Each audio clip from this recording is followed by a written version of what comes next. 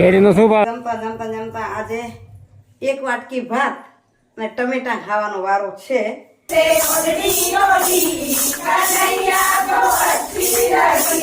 જોરદાર ધોયા પછી હવે સુધારશું. એમાં આપણે આ રીતે બે ફાડિયા કરશું. નમસ્કાર મિત્રો, કેમ છો? મજામાં? સ્વાગત છે તમારું મારી youtube channel natural life with Beena પર. મિત્રો, સવારના વાગ્યા છે 8:30. ઘરે મંદિરેથી આવી ગયા. હવે કરી જલ્દી તૈયારી. હમણાં 4-5 દિવસથી ડાયટ ચાલુ કરી છે, એટલે કરીશ અઠવાડિયું જ. તો અલગ જમતા આજે એક વાટકી ભાત અને ટમેટા ખાવાનો વારો છે. આજે અલગ ડાયટ પહેલાં પણ મેં ઘણી વખત કીધી છે શું કરું છું એ. અઠવાડિયું પછી કહીશ કે વજન કેટલો ઉતારવો છે. મારું વજન એવું છે કે ચડી જલ્દી જાય, ઉતારવામાં મુશ્કેલ થાય, ખબર નહીં શું છે. તો આજ નાસ્તોનો ભાત કરવાના છે, એક વાટકી ભાત અને આખો દિવસ ટમેટા ખાવાના છે.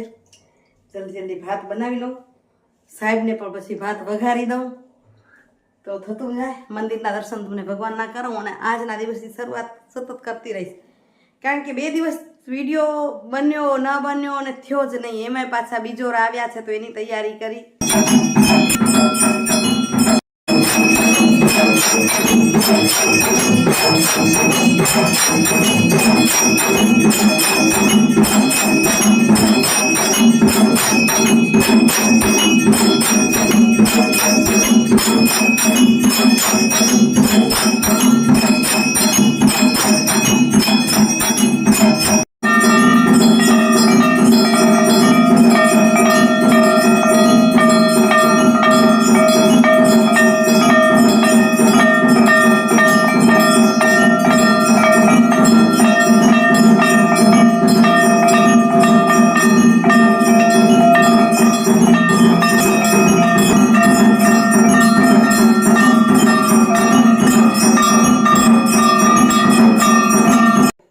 મિત્રો જો આપણા મસ્ત બીજોરા બધા ધોઈ લીધા, બહુ જ સરસ આવ્યા છે આ વખતે. અને હવે એને સુધારીએ. સુધારવા માટે જો અહીં હું તૈયારી કરી રહી છું. તો તમને પહેલું બતાવી દઉં. એટલા માટે બતાવી રહી છું કે આગલો વિડીયો નાખે ને ત્યારે 1-2 કમેન્ટ એવી આવી કે પ્રોસેસ સમજાતી નથી. તો સમજાય એવી પ્રોસેસ કરીએ. પહેલાં જોરદાર ધોયા પછી હવે સુધારશું. એમાં આપણે આ રીતે 2 ફાડિયા કરશું. તો મિત્રો, સાંજે આપણે બીજોરા ચીરી અને નમક નાખ્યું હતું, તો હવે એને ઉથલાવી નાખી. જો આમાં સરસ રસ થયો છે. બીજોરા નક્કી ન હોય, કોઈક બીજોરા રસ થાય, કોઈકમાં ન થાય. મિત્રો, ઉતાવળ કરીને નીકળ્યા જઈ છું ઓફિસ જવા માટે. પણ આપણે હજી ખાવું છે કાચું ભાગમાં, એટલે જો હું શાક લેવા માટે ઊભી છું. રઘુવંશી ચોકડીની આસપાસ અહીં હોય છે તાજું શાક, તો બધું લેતા જઈએ. થોડુંક મોંઘું હોય પણ હવે જરૂર પડે ત્યારે લેવા તો જાય. લેવાવાળા ઘણા જ હોય છે, કારણ કે તાજું મળી રહેશે ને એટલે બધા ફ્રૂટ પણ મળી રહે. તો અહીં શાક લઈ અને રવાની થામ. કેરીનો શું ભાવ? કાચી કેરીનો યાદ આવ્યું. અથાણા માટે કેરીના ભાવ માટે કીધું. જોઈને પૂછવા ગઈ કેટલી મોંઘી ખબર? 30 રૂપિયાની પાવ.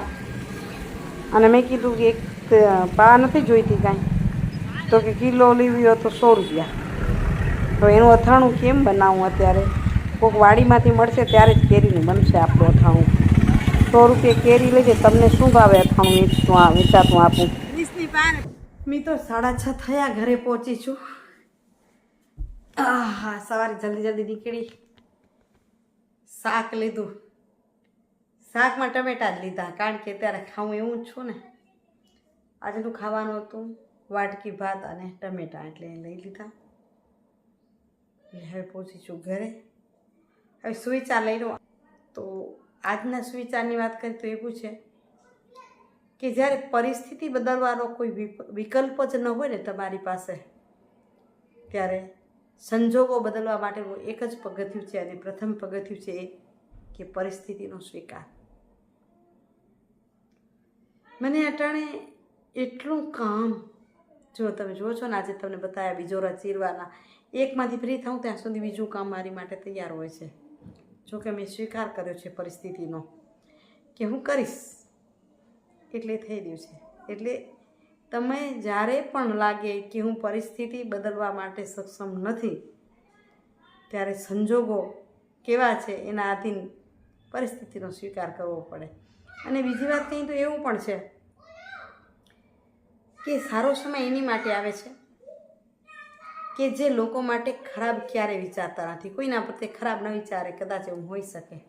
હું હંમેશા કહું છું કે માણસ જલ્દી ખરાબ નથી હોતો, પણ એના સંજોગો અને સમય ખરાબ હોય છે. સમય ટળી જાય તો માણસ સારો થઈ જાય. તો જે અન્ય લોકો માટે ખરાબ નથી વિચારતા એનો સમય સારો આવે છે, કારણ કે તમે તમારા વિચારોને દુનિયાથી છુપાવી શકશો, કારણ કે બદલીને બોલશો. તમારો ચહેરો અંદર એક હશે અને બહાર બીજો બતાવશો, પણ કુદરત એ ચહેરાને ક્યારે એ વિચારોને બદલતી નથી. એટલે કુદરત છે ને તમારો સમય એ પ્રમાણે જ બદલાવે છે. તમે સારું વિચારશો તો તમારું ભગવાન સારું વિચારે. ચાલો મિત્રો, આજે છે ને ઘણા સમય પહેલાં અમારું ગોપી મંડળ શિવારાધના સોસાયટીનું એણે સરસ મજાના ભજનો ગાયા હતા, તો એ રહી ગયું છે, તો તમને એ ભજન આપી દઉં. ઘણા સમય પછી તમને ભજન સંભળાવી રહી છું. હવે હું પણ સંભળાવીશ ક્યારે, પણ આજે તમને એનું ભજન સંભળાવું છું, બરાબર ને?